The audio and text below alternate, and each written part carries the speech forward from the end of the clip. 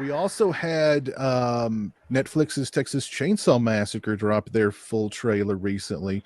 A lot of people have talked about it. Dan, I know you guys did a live trailer reaction during, I think it was the last episode of Flesh Wound Features. I talked about it on a stream. What did you guys take away from the Texas Chainsaw Massacre? Here's what I took away from it. Watch out, you're gonna get canceled. So, which I love that part of the trailer, by the way. If the rest of the movie is in that kind of, I may enjoy it. I don't know. We'll see. But what do you guys think of the trailer? What do you think of it, Dan? It actually confused me because I had heard some people complaining about the bus scene that it was woke, and I was like, well, wait, that wasn't exactly what I was thinking it would be. I mean, it's far and away from what the original film was at this point. We got far away from it with the second one, anyways. Yeah. Yeah, I'm kind of like wait and see. I think it should at least be better than 2 movies in the franchise, if not 3, and I will be probably content with it, to be honest. It's a body count, but it's not exactly what I would do with Texas Chainsaw Massacre, but the 4th film happened, and after that, like, let's just wait and see. Yeah. Lauren, I know you saw the trailer. I know you've got some strong feelings about it. I don't care about the bus scene, and I think the bus scene is a distraction. I think they put it in the trailer because they knew that the rest of the trailer, if you really take a look at it, is pretty painful. It's so frigging obvious that they are just doing Halloween 2018 in the mold of a Texas Chainsaw Massacre film.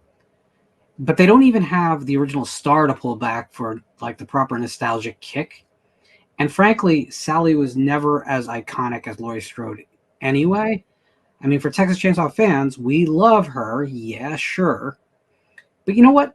The first Texas Chainsaw Massacre film is simply one of the least nostalgic films ever. It has no kind of cloying emotional behavior in that film. It's more like watching National Geographic. You're watching the lion take down the gazelles. It's heartless and cruel and mean.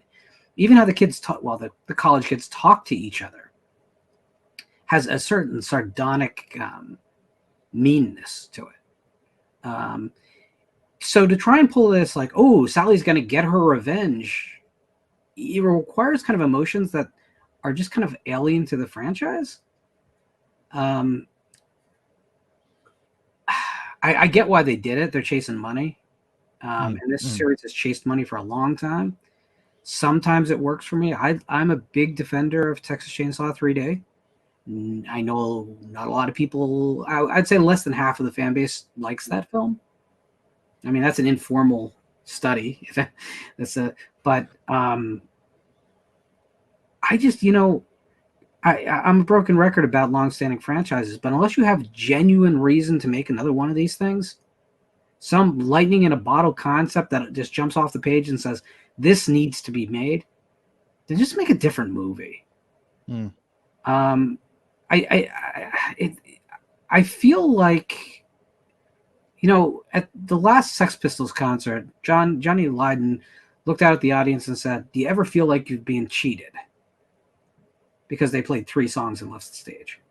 I'm feeling like we're allowing ourselves to be cheated by this. Like, just throw the Halloween name on something, throw the Texas Chainsaw Massacre. But these are shallow, cynical attempts to just separate us from money with nothing else. That's what I get from that trailer. I don't even get the kind of ridiculous fun that I got from installments of this series that I don't particularly like out of this. It just kind of seems like a cynical, they read the room, this is what's going to make us money, let's see what happens. But the Texas screenings went horrifically bad. There was no attempt to get this thing a theatrical release. I think everyone needs to temper their expectations, and maybe we'll come out being satisfied with really low expectations. But God, I'm just tired of this shit. Like, can we just not continue to drag classic films through the mud for a generation that doesn't even care 6 months down the line because they care more about an Instagram filter that's coming out than a classic horror movie. Why are we chasing those people? Let them have their own movies and their own legacies. But what will save the whole Sally's back for revenge thing for me is when she loads up all of her weapons in the back of the truck, she gets in the truck, and inside on the dashboard is a photo of Franklin. And she picks up the photo, and a single tear rolls down her cheek, and she goes, "This is for you, brother." That'll save it for me. 100% happening. I sure as hell hope so. I sure as hell hope so. And I want Franklin flashbacks too. I want Franklin flashbacks. I don't think they have the rights to that. Oh man, I want Franklin Because it flashbacks. changed hands since the owners of the last two. So and they had it. So I don't think they do now. Like, could you imagine if Sally got the chainsaw and she's turning it on Leatherface, and then there's like cuts of Franklin, Sally, now Sally, and she's just, oh God, that would be amazing. That'd be incredible. We have to get a Franklin cameo as a ghost. She sees him in the rear view. There you go. Shoot me in the head right now. Whoa, Dan, that is brilliant, Dan. I just put that out into the universe, and that's horrible. As horrible as that sounds, it's probably going to be better than what we get. Mike, what you don't realize is that was a Scream 5 reference. Yeah, well, see, I'm glad I didn't see it. Netflix is pulling it and doing reshoots now. I'm sorry.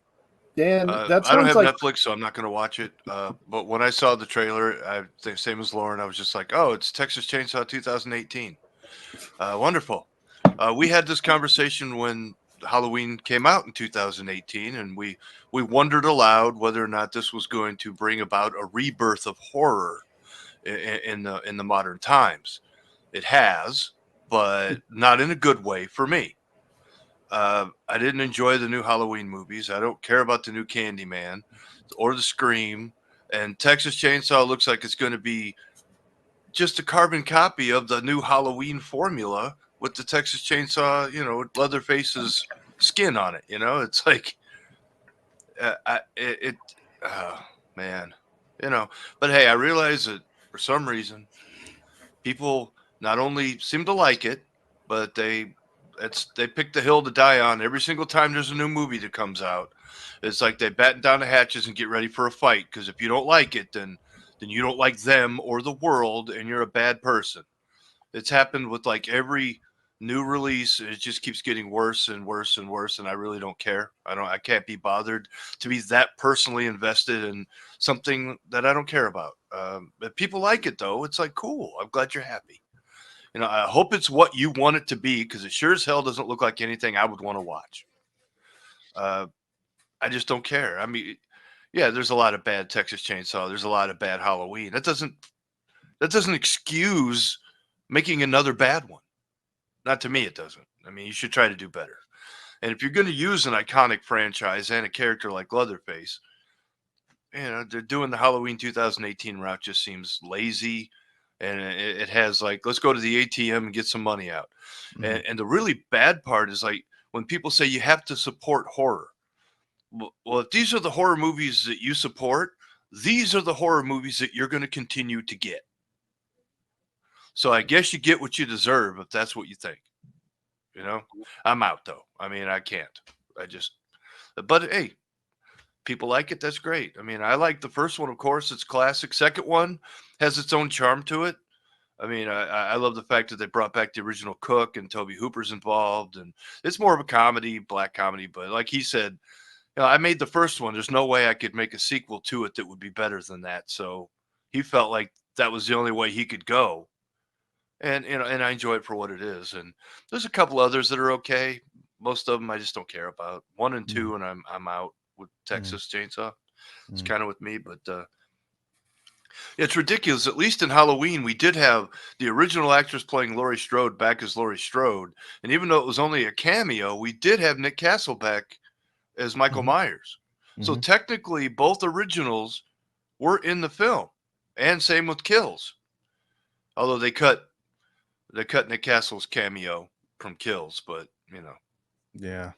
why have anything good in that movie, right? So just get rid of all of it.